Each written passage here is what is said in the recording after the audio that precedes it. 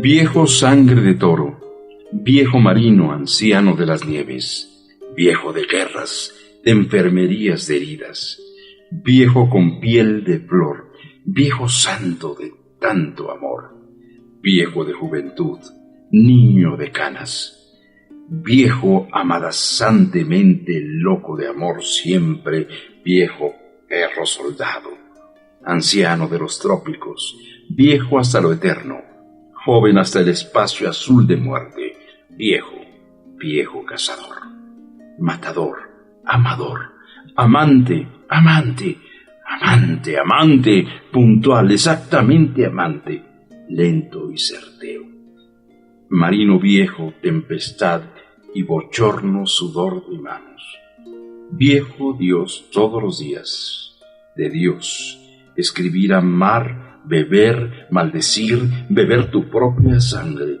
viejo sangre de res, bendita seas, maldita sangre tuya, cuando el disparo, seco, bestial, rotundo, como un templo mancillado, degolló la marea, la selva, la cumbre, las heridas, el amor total e infortunio, la dicha, la embriaguez, y un rostro dio fulgores amarillos a la muerte. Y un ataúd de pólvora, un ataúd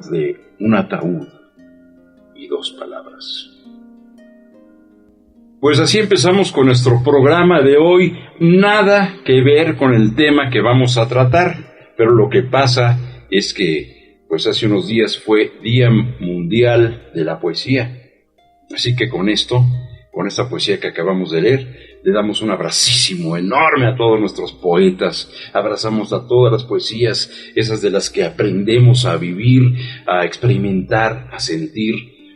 Es una maravilla tener la posibilidad de expresarse como estas gentes que nos hacen una delicia la vida, ¿no? Bueno, y también nos hacen nuestros invitados una delicia también a nuestra existencia, porque nos dan conocimientos, además conocimientos que no son muy allegados a la mayoría de las personas. Hoy escogimos un tema muy interesante, así dificilón, pero muy interesante, que es trata las características de los asesinos seriales. Y esto, pues, es así medio complicada la cosa, ¿no? Medio fuerte, ¿no? Fuerte. Pero rico. En fin, está con nosotros de nuevo la psicóloga Cintia Montserrat Morales García. Gracias. Y también psicólogo Victorino David Moreno Herrera. Es la segunda vez que vienen y qué bueno, porque nos da mucho gusto que estén aquí, muchachos. Gracias a usted. No, a ustedes. Bueno, vamos a empezar a tocar este tema muy interesante, porque muchas veces nos preguntamos qué pasa con esta gente que asesina, ¿no? ¿Hasta qué grado puede llegar o cuándo nacen estas personas que asesinan? ¿Por qué nacen? ¿Por qué se hacen? ¿No? Estaba yo leyendo que todavía la gente no ha unificado un criterio del tipo de lo que puede ser un asesino serial, ¿no? No hay un tipo exactamente, no porque tenga los ojos más grandes y la frente abultada, no, puede ser cualquier persona. Inclusive pueden estar ustedes ahorita, yo soy un asesino serial y ustedes no lo saben, ¿verdad? Así es. Sí, es muy difícil catalogarlos, es muy difícil saber de qué pie cojean, ¿verdad? Para decir, mira, este es asesino, aguas con él, ¿no? Aunque hay algunos indicadores que nos dicen, cuidado, ¿cuáles son? Y lo primero que me interesaría saber, ¿qué podemos hacer para identificar a esas personas, si es que se pueden identificar? Cintia, okay. Quien quiera. Bueno, un asesino serial, para empezar, es aquella persona que mata de 2 a 3 personas ya después de cierto tiempo. Hay un periodo que se le llama de enfriamiento. Este periodo de enfriamiento es en lo que mata a una persona y después. Ese es como un rasgo para empezar. Se dice que una persona que mata una vez puede ser porque su protección personal, un ser querido o algo así. Entonces, puede ser de alguna forma castigado, pero de un delito menor, ¿no? Ujú. Pero si ya lo hace con una segunda vez o una segunda intención, ya hay algo más. ¿A qué se refiere algo más? Como que una intención de dañar a esa persona. Ajá. Y ya por eso es que como que la teoría nos dice de 3 a más personas, porque una vez puede ser aceptada. Ese es, digamos que un requisito. La otra parte es que siempre un asesino serial nunca va a tener empatía con su víctima. ¿En qué sentido de empatía? Se dice que tiene la empatía cognitiva o en pensamiento, pero no tiene la empatía moral o sentimental. Es decir, que si, y por más que le diga, por favor no me mates, hago lo que tú quieras, no le voy a decir a nadie, no sé, suplica por su vida, Sí. no hay empatía. Y tal vez el asesino entiende que dice, no, pues sí, es un buen argumento, pero emocionalmente no sé lo que siente él y por eso lo hago, ¿no? Ajá. Otra característica que ellos tienen a la hora que asesinan es que lo hacen por placer. O sea, es el momento en el que ellos tienen, digamos que desplazado el acto sexual, por así decirlo, Ajá. que es cuando hombre y mujer, lo cotidiano, hombre, mujer, no importa, logran tener este acto. Pero ellos lo desplazan después, a la hora que matan a la persona. La mayoría en la parte sexual, los asesinos seriales sexuales, ahí es donde ellos tienen ese, digamos que orgasmo. ¿En serio? Ajá, a la hora que matan a la víctima. Sí. Estaba leyendo en relación a esto que, bueno, hay una persona que les comentaba yo que hizo una escala de asesinos en serie, de la 1 hasta la 21, ¿no? Y mucho de lo que me estabas comentando ahorita, que esta gente, pues, por miedo también llega a matar, a que lo descubran, a que hable. O sea, la gente que matan, la gente que toman para sí, generalmente no vive, ¿no? Generalmente no vive. es asesinada. Y eso por muchos factores, ¿no? Unos por el miedo de que los vayan a descubrir, que salga la víctima y que los acuse, y otro por placer, ¿no? Ok, es que eso también tiene que ver con el tipo de asesino que sea. Existen 3 tipos, es el organizado, el desorganizado y el mixto. ¿En serio? Entonces eso tiene que ver cómo lo hace. Uh-huh. El organizado es aquel que lo va a planear, que va a llevar una secuencia de cómo lo va a hacer, es decir, estudia a su víctima primero. Ajá. Y lo va a hacer con mucho cuidado para que no lo puedan atrapar. Correcto. El desorganizado va a actuar más impulsivamente, va a decir, ay, a lo mejor va caminando y vio a una persona y dijo esto, y lo va a hacer, es muy impulsivo. Y el mixto puede tener las dos, a lo mejor ya observó a su víctima, pero no sabe cómo llegar a ella, y entonces a lo mejor en el momento en que llega la víctima para asesinarla, o primero la enamora, ajá. Y ya después en el proceso de que ya la tienen, a la hora de matarla puede ser muy agresivo. Entonces esa es en la parte en la que puede tener esas dos combinaciones. Correcto. Entonces podemos comentar que vamos a una pausa, ¿verdad? Gracias, mi querido Rafita. Seguimos con el programa, no se nos vaya, vienen mejores cosas, no se vaya.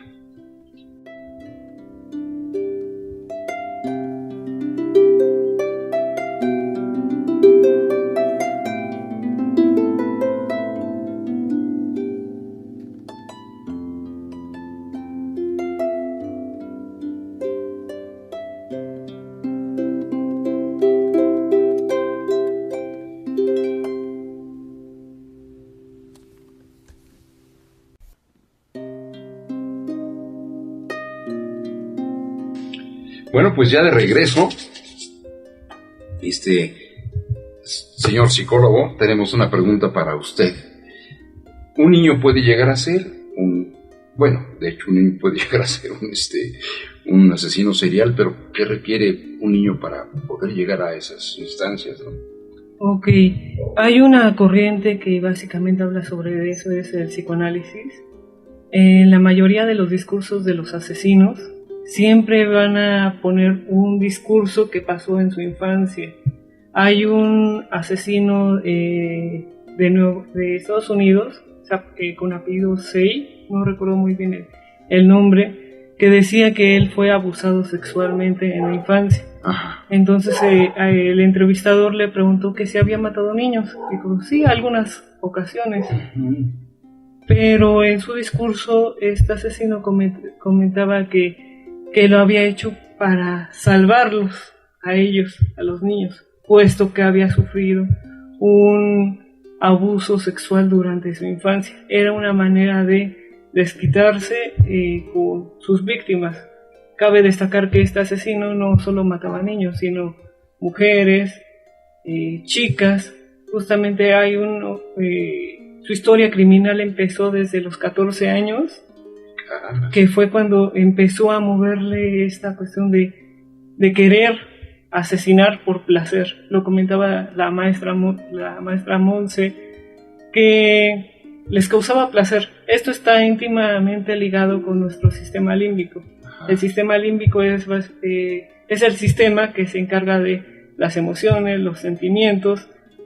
En específico hay una disfunción en la parte cerebral, para ser más precisos la amígdala. La amígdala es como una almendra, la cual está en la parte debajo de nuestra corteza cerebral. Ajá. Entonces eso produce que sientan placer por parte del hipotálamo, que es lo que causa el placer, y la amígdala los impulsos. Ajá. Okay. Entonces esto hace que no midan y que sean muy neutrales. O sea, no muestran cierta miedo quizás en ese momento. O sea, su cara es inexpresiva. Ajá. En cuanto a este autor que comentaba de un inicio, hubo una víctima a la cual asesinó a sus 10 años. Eran un grupo de amigas las cuales se encontraban en casa, como cualquier chica, divirtiéndose, hablando de sus artistas favoritos. Uh-huh. Britney Spears, ahí comentaba que era su artista favorito. Ajá. Entonces, ¿qué se mete este asesino a su recámara? Va tras su amiga tiene 14 años, y comentaba que se fue directamente al cuello. Este asesino serial había una tendencia en el cual asesinaba a sus víctimas mediante el degollamiento. Para que un asesino serial, además de lo que comentaba la maestra Monse, tiene que tener un seguimiento. La mayoría tienden a castigar a sus víctimas de la misma manera a como lo han hecho. Los torturan de la misma manera y acaban por cuestiones sexuales y los matan. Así es. Sí, ¿verdad? O la víctima es la persona que ellos creen que les hizo daño. Por ejemplo, si matan a mujeres, tiene que ver con la figura de mamá, a lo mejor, o una novia que los cortó, y ya después a lo mejor van a matar a puras chicas en ese rango de edad de sus novias y con las características físicas, porque es como volverla a matar una y otra vez. Sí, estaba yo leyendo también que muchos de ellos pues ven en el padre que se fue la parte fuerte de ellos, ¿no? Que los abandonó, y se quedan con la mamá, y la mamá para ellos es un problema, ¿no? Es un peligro.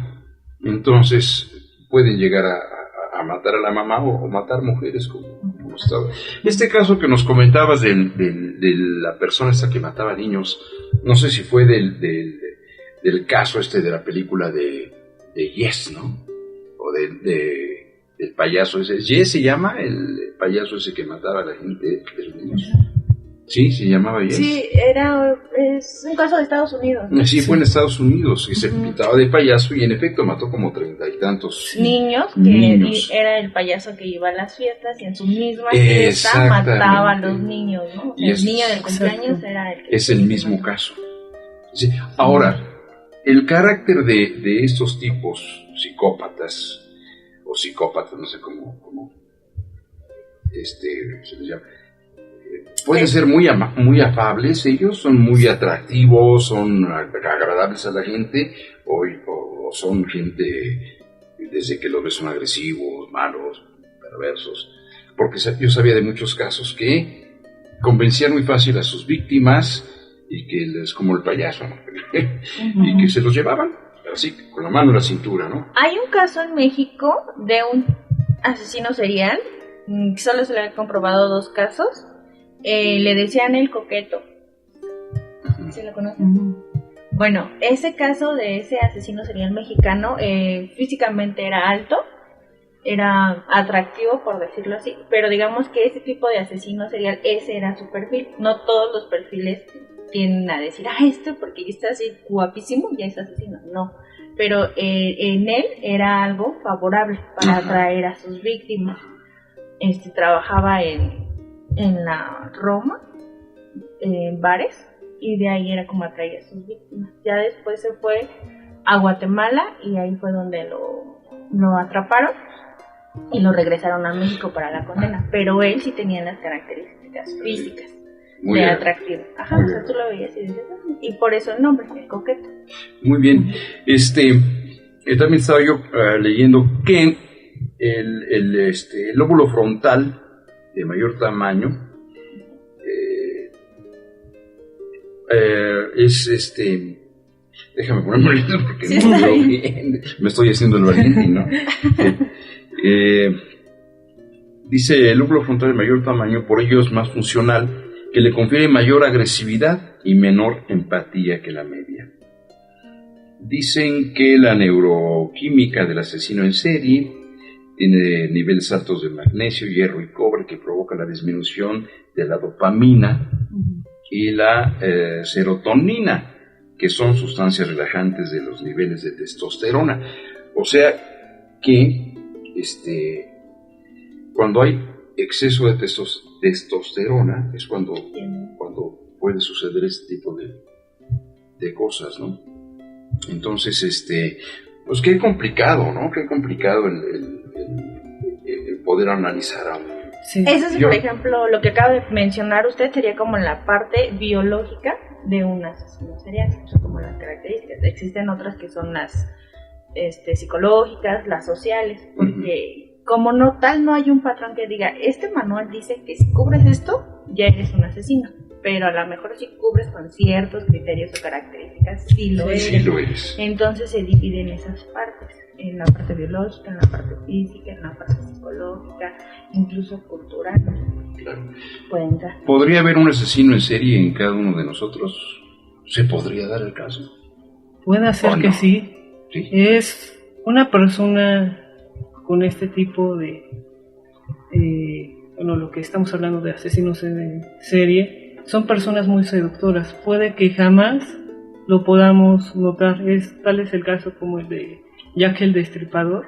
Sí. Es un caso el cual nunca se pudo dar con el asesino. Sí se le atribuyeron de 5 a 6 casos, pero nunca lo atraparon. Puede de que estuvo frente de ellos y nunca lo notaron. Ajá. Hay una tendencia en el cual tienen una inteligencia superior a la media.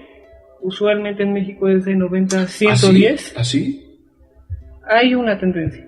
Lo dejamos en tendencia porque, como lo comentábamos, es muy difícil y complejo poder determinar. Hay que ver su historia infantil, cómo se desarrolló su entorno, si hubo violencia, en la parte neuropsiquiátrica, si hay daños, la cuestión del sistema límbico, que obviamente está ligado a nuestro cerebro, en la parte temporal. Ajá. Dicen algunos neurólogos que si llegamos a tener alguna lesión, un golpe, puede de que afecte al sistema límbico y por ello hayan inhibiciones en ciertas funciones de la expresión de sentimientos. Cuando no hay o hay reducidos sentimientos y emociones, se llama alexitimia, ¿verdad? O básicamente aplanamiento afectivo. Así es. Okay. Bueno, de estas personalidades, por ejemplo, vamos a hablar de lo que está sucediendo ahora, desgraciadamente, en México. Cuando llega a haber ese contagio, ¿no?, de que la gente que pertenece a grupos así medios terribles matan, ¿verdad? Y de una manera también terrible. Digo, eso es peligroso porque porque no sé si es por contagio que están matando o qué es lo que pasa ahí, pero antes de que nos respondan, vamos a una pausa y también para dar cabida a nuestro próximo invitado, ¿verdad?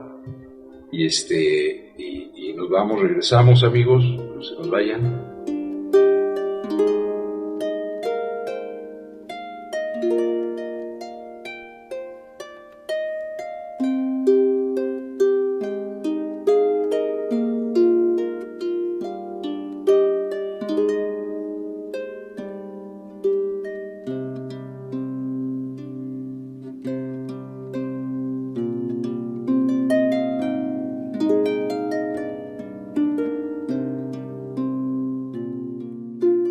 Bueno, regresamos, señores, señoras. Le damos las gracias a David, que está aquí sentadito, nos está viendo. Gracias por estar con nosotros. Ahorita nos despedimos bien. Le damos la bienvenida a José Ramón Fragoso. Muchas gracias. Qué bueno que nos acompañas, No, José Ramón. Gracias por la invitación otra vez. No, es una maravilla tenerte aquí. Gracias. Bueno, la misma pregunta que le hice a David, se las vuelvo a repetir a ustedes, ¿no? Esas personas que están dentro de grupos así muy agresivos, ¿hay contagio de las demás personas por esto? ¿Se enardecen, se vuelven locos? ¿O qué pasa? ¿Por qué siguen haciendo lo que otros hacían tan despiadadamente, ¿no? Pues es que algo que es comprobable es que algunos comportamientos sí se contagian, incluso algunas emociones. Todos estos grupos en esencia comparten un mismo ideal. A pesar de que pareciera que es un grupo que tiene un objetivo principal, realmente es una persona. Tal es el caso de Charles Manson, que cuando hace todo su familia, terrible, sí, realmente él es el que daba las órdenes, aunque si lo vamos de la parte estricta, y lo dijeron públicamente, a él no le podían atribuir ningún asesinato, porque él jamás tocó los cuerpos. Todos lo hacían, sus compinches. Exactamente, y realmente estas personas, aunque parezca que atacan en grupo, son guiados por alguien más. Si no tienen esa guía, realmente pues entrarían en otro criterio, porque realmente son personas que carecen de un impulso o algo que los haga actuar por sí mismos y necesitan que alguien los lleve a este fin. Exactamente. Bueno, es el que se le conoce a él como el autor intelectual y los que lo ejecutan el autor material. Y claro que me imagino que para llegar a hacer eso se necesita ingerir drogas o algo para llegar a matar a no. Pues netamente no. No. También, por ejemplo, ya revisando un poquito en esta parte de las características, no necesariamente o tienen que estar con estupefacientes o no necesariamente tienen que tener alguna enfermedad, sino, volviendo a retomar lo que dijo el psicólogo David hace rato, tiene que ver también con características biológicas, o tomando también lo que dijo la maestra, con características sociales. Netamente no es influencia o no tiene que ver exactamente la droga. Hay ocasiones en que tal vez la usen, pero no es el factor, ¿no? Exactamente, no es el factor determinante. O sea, eso no es. Son otras características que llegan a tener, pero correcto. No es. Correcto, bueno, complicado por esto. Y bueno, ahora vamos a entrar al tema que tú realmente eres el experto en eso. Vamos a hablar de lo que tú conoces acerca de la grafología, ¿no? ¿Cómo se conoce una persona por medio de la grafología, un asesino en serie? Pues, más que la grafología, literalmente todo como lo dije la vez pasada, todo lo que sea un trazo, lo que sea un dibujo, puedes interpretarlo. Hay algunas literaturas, por así decirlo, donde nos muestran los dibujos, y es muy común ver dibujos totalmente raros en el sentido de que a veces no tienen una estructura, están sumamente rasgos agresivos, no hay llamémoslo, control en cuanto al espacio, no hay ideas claras. Podríamos hablar entonces que son dibujos exageradamente grandes, exageradamente remarcados, exageradamente agresivos. Como lo dije, hay cosas que lo hacen agresivos, como las manos, la boca, y esas tendencias se pueden ver en esta parte. En la letra podríamos hablar recordando un poco en esta parte hay algo que se le llaman ejes, si no me equivoco. ¿Se le llama qué? Ejes. Ejes. Que son las curvas que salen de algunas letras, como la G, la J. Tienden a veces a ser puntiagudas, y se interpreta también como esta parte de agresividad. Oye, no me digas porque yo soy puntiagudo en mis letras, ¿eh? Puede ser agresivo. ¿Puedo hacer algo aquí para que me digas? ¿O no? No sé, tal vez. Nada más para que me digas, a ver, ¿qué quieres que te haga? Pues no sé, pudiéramos hablar de su firma, ¿no? Que creo que... ¿Una firma? Mira ya la cara que está haciendo, se me hace que me va a criticar. Esa es mi firma. Pues bueno, es que netamente, para una interpretación correcta, no solamente se requiere trazo, sino también parte de la historia. Pero podemos, o lo que se nota aquí es esta parte de los puntiagudos y esta parte que sobresale mucho hacia la parte de arriba. Y esta parte que nos menciona también tanto de la grafología y todos los dibujos, nos hablan de 4 ejes, que es la parte superior, inferior, el lateral derecho y lateral izquierdo. Tiende mucho a la parte superior, y la parte superior nos habla la parte de la fantasía, la parte de la creatividad. ¿Ah, sí? Wow. También esta parte de los asesinos seriales. O me estás dando coba nada más. No, tiene que ver con esta parte de la creatividad, la fantasía. Incluso hasta podemos hablar un poco de esta parte de ser centrados, porque también habla con esta parte de los trazos van mucho a la derecha, y la parte de la derecha tiene que ver esta parte del futuro, esta parte de querer algo como tal. Estar centrado en él. ¡Qué padre! Bueno, ¡qué padre! ¿No? Pues vamos a poner un negocito, mi querido. Claro. Bueno, entonces podemos decir que para encontrar el camino como investigadores, digamos, del campo, como medicina forense, ¿no? Que interviene ahí la psicología forense también. Esto no es cualquier cosa, esto es un trabajo de titanes, ¿no? Sí, y de meses de corretear al asesino en serie y todo eso. ¿Cómo se persigue a un tipo de esto? ¿Cómo se persigue a un asesino en serie? Es una buena pregunta. ¿Cómo se persigue? Bueno, para empezar, el área jurídica, todo aquí en México, la PGR, el MP, y todos esos que tengan que ver en esta parte, tienen especialistas. Por ejemplo, cuando llega a ver algún cuerpo que encontraron en la calle, cosas así, van los peritos. Un perito puede ser un químico, un biólogo, un médico, un psicólogo, un psiquiatra, demasiados, el criminalista, el criminólogo y así, todos son forenses, ¿no? O sea, psicólogo, forense, biólogo, forense, y así, ¿no? Eso es lo que le atribuye. Una vez que se descubre esta parte, ven si ese tipo de asesinato que se hizo en el lugar de los hechos es similar a otro.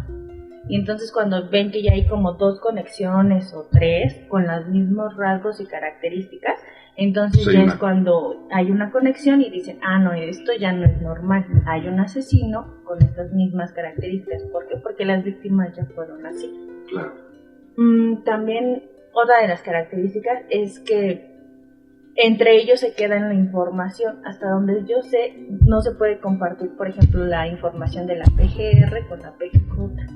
Como son 2 diferentes entidades, pero de hecho ya desapareció la PGR, ¿no? Entonces no tienen que compartirlo. Ahora con la nueva administración que pasó, los piensan unificar, es para eso, para que no tengan un expediente aquí repetido y otro aquí, pero a través de eso también en la tecnología y en las ciencias forenses, sobre todo. Correcto. Ya nos vamos retirando, nada más mi última pregunta. ¿Dónde los podemos localizar a ustedes también? ¿Dónde los podemos ver si alguien quiere consultarlo? Pues estamos en Texcoco, estamos sobre la calle González Ortega, número 116-1, porque estamos en un 2º piso, y ahí es donde estamos trabajando, los 3 estamos en esta parte terapéutica. Y pues, sí, nos dedicamos el psicólogo David, esta parte especializada en la infantil y tanatología. Bien. Un servidor está en la parte de educación, y aquí la maestra está en la parte de adicciones. ¿Ah, sí? Pues voy a ir yo. Otro tipo de adicciones. Entonces, ¿la calle es? González Ortega, número 116, Colonia San Juanito. Muy bien. Y Texcoco. Muy bien, pues para las personas que se les ofrezca estos servicios de estos muchachos tan emprendedores y tan fuertes, ahí está la dirección. Gracias. Pues nosotros nos retiramos. Creo que todavía se queda abierto el tema para muchísimas cosas. Les quedamos a deber otra vez, amigos, pero otra vez vamos a una tercera, a una cuarta, las que se necesiten para terminar con el tema y otros temas que también pueden ser muy interesantes. Aquí en Código 56100 nos tienen también en Facebook, YouTube. Gracias, Rafa, también que estuviste aquí atrás de esta pecera, y a ustedes pues les agradezco muchísimo que me hayan acompañado. Al contrario, gracias. De veras. Gracias. Aunque no soy un experto en el tema, hice mi mejor esfuerzo. Y psicólogo David, muchas gracias. José Ramón, muchas gracias. A usted, muchas gracias. Monse, muchas gracias. Y nos vemos, por ahí nos encontraremos. Claro que sí. Hasta luego, amigos. Gracias.